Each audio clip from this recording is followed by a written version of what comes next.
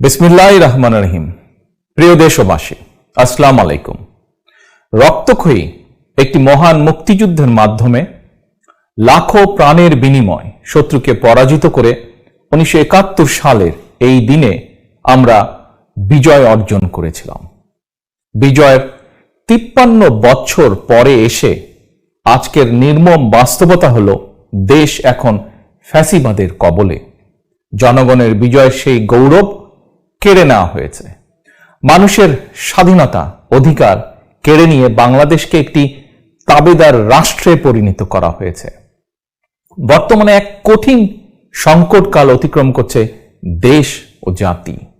সাম্য, মানবিক মর্যাদা, সামাজিক সুবিচার, মুক্তিযুদ্ধের এইসব মূল মন্ত্রের একটি বৈশিষ্ট্য এখন আর অবশিষ্ট নেই। গার্মেন্টস শ্রমিক থেকে নোবেল লরিয়েট, সমাজের প্রতিটি মানুষ মানবিক মর্যাদা হারিয়েছে।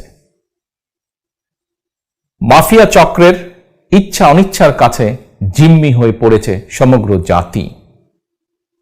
দেশে এখন নাগরিকদের স্বাধীন মতামত প্রকাশ কিংবা সিদ্ধান্ত নেবার অধিকার নেই। নাগরিকদের উপর সিদ্ধান্ত চাপিয়ে দিচ্ছে ফ্যাসিবাদী সরকার। অপরদিকে ফ্যাসিবাদী সরকারের উপর অন্য কেউ বাংলাদেশের বাইরে থেকে সিদ্ধান্ত চাপিয়ে দিচ্ছে। স্বাধীন বাংলাদেশের নাগরিকরা এখন নিজ দেশেই যেন পরাধীন। প্রিয় দেশবাসী, বর্তমানে দেশ কোন অবস্থায় দাঁড়িয়ে এর একটি মাত্র উদাহরণ দিলেই দেশের প্রকৃত অবস্থা আরো স্পষ্ট হয়ে উঠবে।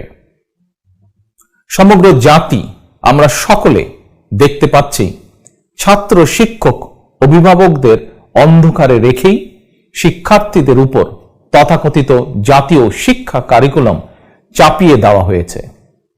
এর বিরুদ্ধে শিক্ষার্থী এবং অভিভাবকদেরকে প্রতিবাদ জানানোর সুযোগ নেই।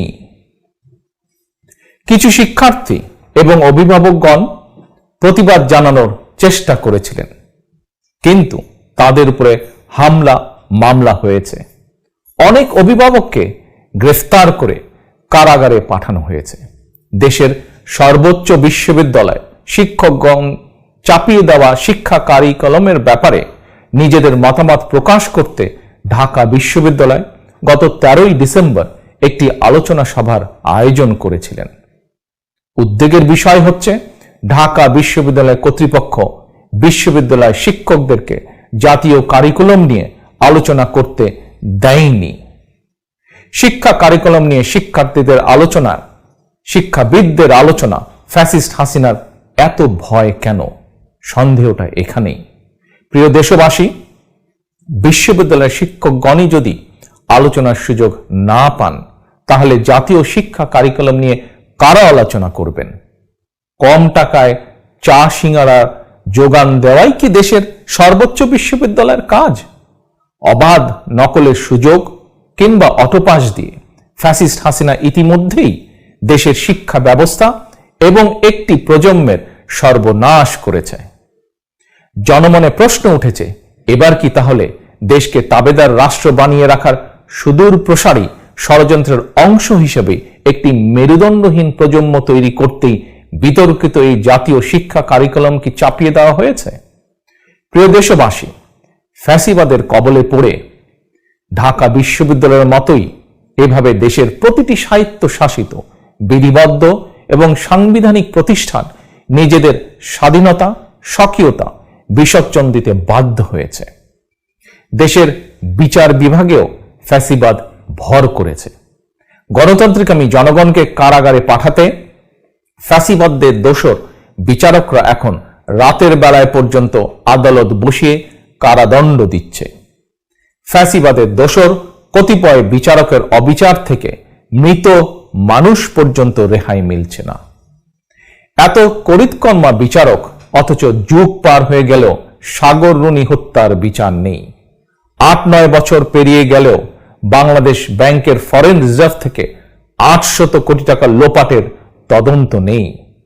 আমি পরিষ্কারভাবে বলতে চাই, ফ্যাসিস্ট হাসিনাকে খুশি করতে দিনে রাতে আদালত বসিয়ে যারা গণতন্ত্রকামী জনগণের বিরুদ্ধে আইনের নামে বেআইনি কর্মকাণ্ডে লিপ্ত, তাদেরকেও একদিন অবশ্যই আসামির কাঠগড়ায় দাঁড়াতে হবে। প্রিয় দেশবাসী, ফ্যাসিস্ট হাসিনা, তার পরিবারের সদস্য এবং আওয়ামী দুর্নীতিবাজদের কারণে দেশে এখন নীরব দুর্ভিক্ষ পরিস্থিতি বিরাজ করছে। চাল, ডাল, আলু, তেল, লবণ, চিনি, পেঁয়াজ সহ প্রতিটি নিত্য প্রয়োজনীয় পণ্যের দাম জনগণের ক্রয় সীমার বাইরে। দেশের প্রতিটি কৃষক, শ্রমিক, দিনমজুর, স্বল্প আয়ের মানুষের দিন কাটছে অর্ধাহারে, অনাহারে। এমনকি মধ্যবিত্ত পরিবারগুলো জীবন পরিচালনায় হিমশিম খাচ্ছে। অথচ আওয়ামী দুর্নীতিবাজদের উল্লাস নৃত্যের আড়ালে হারিয়ে যাচ্ছে অসহায় মানুষের আর্তনাদ। প্রিয় দেশবাসী, আপনারা সাম্প্রতিক সময় দেখেছেন দুর্মূল্যের বাজারে পরিবার পরিজন নিয়ে একটু ভালোভাবে খেয়ে বেঁচে পড়ে থাকার আশায় গার্মেন্টস শ্রমিকরা রাজপথে নেমেছিল। অথচ মাফিয়া সরকারের সন্ত্রাসী বাহিনী কয়েকজন গার্মেন্টস শ্রমিককে নির্মমভাবে হত্যা করেছে। শ্রমিকদের বিরুদ্ধে 43টি মামলা দিয়ে কমপক্ষে 20,000 শ্রমিককে আসামি করা হয়েছে। এসব মামলায় বিভিন্ন পর্যায়ে কমপক্ষে 115 জন শ্রমিক নেতাকে কারাবন্দী করে রাখা হয়েছে। প্রিয় দেশবাসী, 1975 সালের 7 নভেম্বরের পরাজিত অপশক্তি মহাজোটের নামে একজোট হয়ে রাষ্ট্র ক্ষমতা দখলের পর ভোটের মাধ্যমে সরকার পরিবর্তনের সকল পথ রুদ্ধ করে দিয়েছে। জনম্যান্ডেট ছাড়াই ক্ষমতা দখল করে রাখতে ফ্যাসিস্ট হাসিনা 2014 সালে করেছিল বিনা ভোটের নির্বাচন, 2018 সালে নিশিরাতের নির্বাচন, আর এবার 2024 সালে দামি নির্বাচন অনুষ্ঠানের ষড়যন্ত্র চলছে। কথিত এই দামি নির্বাচনের জন্য তৈরি করা হয়েছে দামি প্রার্থী, তৈরি করা হয়েছে দামি রাজনৈতিক দল। প্রিয় দেশবাসী, চিহ্নিত ভোট ডাকাত হাসিনার অবৈধ ক্ষমতার খায়েশ পূরণ করতে মেরুদণ্ডহীন নির্বাচন কমিশন দামি ক্যান্ডিডেটদেরকে নিয়ে নানা রকম তৎপরতা দেখালেও বাস্তবতা হচ্ছে ফ্যাসিবাদের বর্তমান আস্তানা গণভবনে বানরের পিঠাভাগের মতন কথিত দামি নির্বাচনে দামি এমপি বানানোর জন্য আসন ভাগাভাগি চলছে। ফ্যাসিবাদের দোসর কতিপয় রাজনৈতিক দলের নেতারা নিজেদের আত্মসম্মান বিসর্জন দিয়ে দামি এমপি হওয়ার লোভে নির্লজ্জভাবে ফ্যাসিস্ট হাসিনার কাছে নিজেদেরকে সমর্পণ করেছেন। প্রিয় দেশবাসী, এমপি হওয়ার জন্য যারা ফ্যাসিস্ট হাসিনার কাছে নির্লজ্জ আত্মসমর্পণ করেছেন, এদের মধ্যে অভিজ্ঞ এবং পোড় খাওয়া এমন কিছু রাজনৈতিক নেতাও রয়েছেন যাদের রাজনৈতিক জীবনের বয়স বাংলাদেশের বয়সের চেয়েও বেশি। আমি বিএনপি সহ গণতন্ত্রের পক্ষের রাজনৈতিক দলগুলোর পক্ষ থেকে ফ্যাসিবাদের দোসর এইসব রাজনৈতিক দলের নেতৃবৃন্দের প্রতি উদাত্ত আহ্বান জানিয়ে বলতে চাই, নিজেদের দীর্ঘ রাজনৈতিক ক্যারিয়ারের প্রতি অমর্যাদা করবেন না। ফ্যাসিস্ট হাসিনার দামি এমপি লিস্টের নাম তুলতে নিজেদের বিবেক কিংবা আত্মমর্যাদা বিসর্জন দেওয়ার মধ্যে প্রাপ্তি বা গৌরবের কিছুই নেই। আপনাদের প্রতি আমার বিনীত আহ্বান, ফ্যাসিবাদের সঙ্গ ত্যাগ করে জনগণের পক্ষ নিন। এখনো সময় আছে।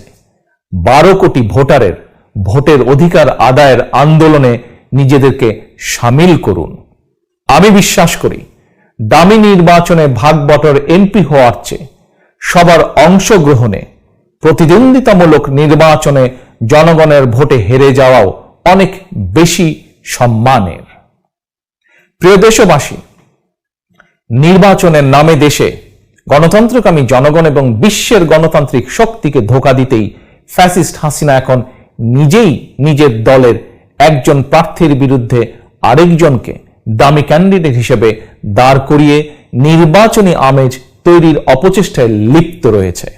তবে বিএনপি সহ গণতন্ত্রের পক্ষের আরো ৬২টি রাজনৈতিক দল চিহ্নিত ভোট ডাকাত হাসিনার দামে নির্বাচন বর্জন করেছে। এই নির্বাচন নিয়ে গণতান্ত্রিকামী জনগণের কোনোই আগ্রহ নেই। এই নির্বাচন নিয়ে আওয়ামী লীগ সমর্থকদের মধ্যেও কোনো আগ্রহ থাকার কারণও নেই। এর কারণ, কোন দল থেকে কাকে এমপি বানানো হবে ফ্যাসিস্ট হাসিনা গণভবনে বসেই নির্বাচনের আগেই সেই তালিকা চূড়ান্ত করেছে। এখন দামি নির্বাচন কমিশনের প্রধান কাজ ফ্যাসিস্ট হাসিনা সরবরাহ করা দামি এমপির তালিকা অনুযায়ী নির্ধারিত সময় দামি এমপির নাম ঘোষণা করা। প্রিয় দেশবাসী, নির্বাচনের নামে ফ্যাসিস্ট হাসিনার প্রতারণার বিরুদ্ধে যাতে গণপ্রতিরোধ গড়ে উঠতে না পারে, এজন্য সারা দেশে চলছে গণগ্রেফতার। গণতান্ত্রিকামী জনগণের পেছনে র্যাব পুলিশের একটি চক্রকে লেলিয়ে দেওয়া হয়েছে। এই চক্রটি গুম, খুন, অপহরণ, মামলা, হামলা, নির্যাতন, নিপীড়ন চালিয়ে সারা দেশে গণতান্ত্রিকামী জনগণকে দমিয়ে রাখতে চাইছে। তবে মাফিয়া চক্রের রক্তচক্ষু উপেক্ষা করে ফ্যাসিস্ট হাসিনার পদত্যাগের দাবিতে দেশের গণতান্ত্রিকামী জনগণ সারা দেশে হরতাল, অবরোধ সহ আন্দোলন সংগ্রাম অব্যাহত রেখেছে। গণতন্ত্র, মানবাধিকার এবং ভোটের অধিকার প্রতিষ্ঠার চলমান এই আন্দোলনে যারা হতাহত হয়েছেন, বাংলাদেশের মহান বিজয়ের এই দিনে আমি আল্লাহর দরবারে তাদের কল্যাণ কামনা করি। হতাহত শোক সন্তপ্ত পরিবারের সদস্যদের প্রতি গভীর সমবেদনা জানাই। আমি দৃঢ়ভাবে বিশ্বাস করি, আরো একটু কষ্ট, আরো একটু ত্যাগ স্বীকার করতে পারলেই এই বিজয়ের মাসে হয়তো আরেকটি বিজয়ের পথ রচিত হবে ইনশাআল্লাহ।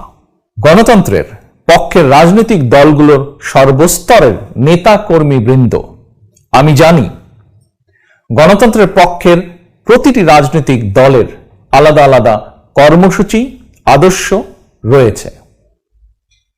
তবে দেশ এবং জনগণের অধিকার রক্ষায় এই মুহূর্তে আমাদের প্রত্যেকের দফা এক, দাবি এক, ফ্যাসিস্ট হাসিনার পদত্যাগ।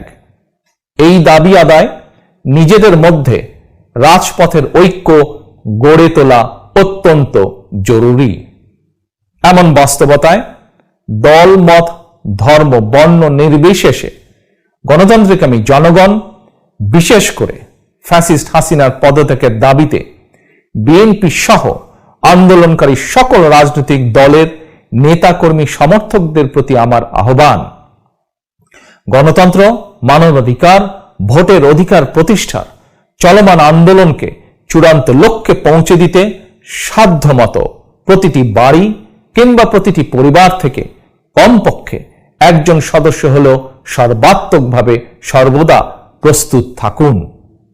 এক দফা দাবি আদায়ের লক্ষ্যে শহর, নগর, বন্দর, প্রতিটি গ্রাম, মহল্লা, জনপদ তথা যার যার সাংগঠনিক এলাকায় নিজ নিজ দলীয় দৃষ্টিভঙ্গির ঊর্ধ্বে উঠে নিজেদের মধ্যে নেটওয়ার্ক গড়ে তুলুন।